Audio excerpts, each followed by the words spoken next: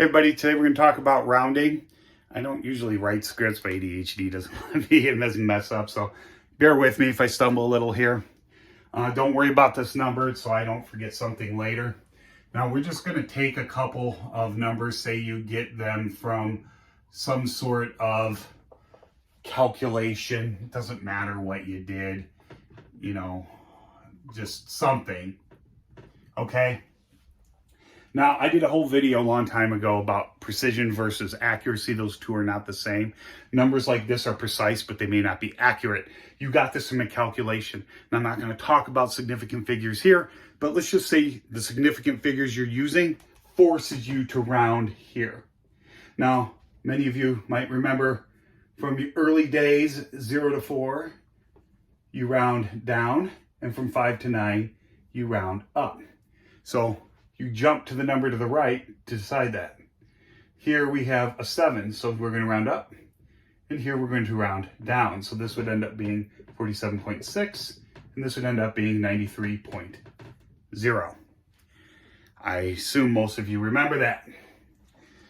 Now here, it doesn't matter for rounding to tens, hundreds, thousands, or ones, tens, hundreds, whatever it is. We can just do that, apply the same thing to any place we want. And that's the beauty of using base 10 numbers, but you don't have to round to those whole increments like that. Now, you can round in fractions. Like if you get a number that's between 0, 1/2, and say a whole, so you get a third, and here you get 3/4 or something like that, translated 0.3, we'll just use the repeating because this is an exact number, this is an exact number. This is not an exact number, that's an estimate, okay?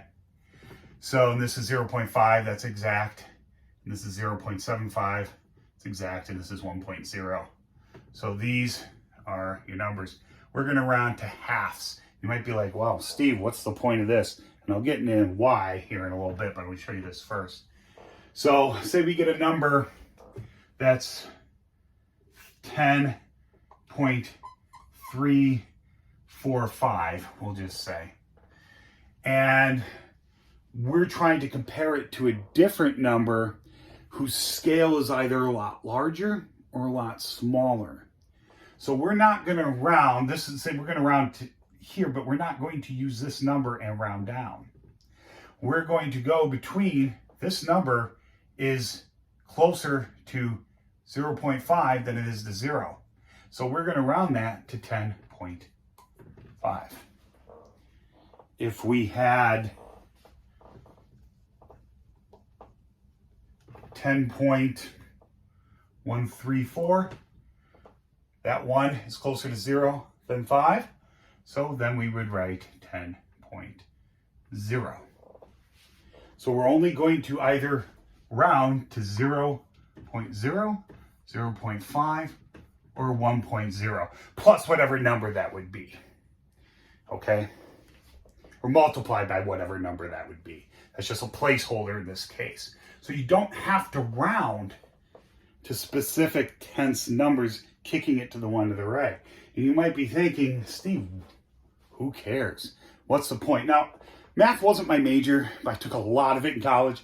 And I know some mathematicians probably ripping their hair out right now because I'm not using the right terms. I apologize. But this is fractional rounding. If I remember correctly, that's what it's actually called. Because we're doing halves. Now, you might be like, well, Steve, who cares? Why would I ever do anything like that? Well, let's talk about Celsius versus Fahrenheit. I know in the US, no one cares what this is. And outside the US, no one cares what this is. Or do they? See, the scales are completely different. Fahrenheit, freezing water is 32 and boiling is 212. Seems pretty old random, right? And they are. And people talk about how this scale came to be, and we do know the basic history, but ultimately, and I honestly think that the scale, that some guy had a scale from 0 to 100 on his thermometer back in the day and just noticed 32 was freezing. So he made that freezing. and he never really had to deal with anything past this. So, you know, he was good to go. I honestly think it was just that simple as to why. But, you know, other people disagree. But anyway, Celsius, the degree Celsius, this is just, I'm trying to make this as close as possible to real numbers, like, or real scales I can. This is a real scale, as close as I can get, is about 1.8 times longer than a degree Fahrenheit. So this would be your 0, this is your 1.0, and this is your 0.5. That's why I wrote this, because the Fahrenheit is 0.5 repeating, which would be right about here. So this would be 0, and this is 1.0 here, which makes your half here. Now, as you can see, there's almost 2 full degrees Fahrenheit in 1 degree Celsius. And I know a lot of people who use metric who take readings, especially, I mean, you can use a digital one, but if you're using a manual thermometer, because they don't usually need calibration, or they're easier to see calibrate, like you can stick it in ice water, something like that. So, but these are mostly half a degree you can read to. So if I'm getting, but say I need, because I need for a report, I'm going to report in Celsius. Well, I could use a Celsius thermometer, but I'm not as accurate as I could be in my measurement as if I use a Fahrenheit scale. I hope that makes sense. Some people are going to scream and be like, no, it doesn't matter. That's not, it does. I mean, this is more precise than this. This is more accurate than this, okay?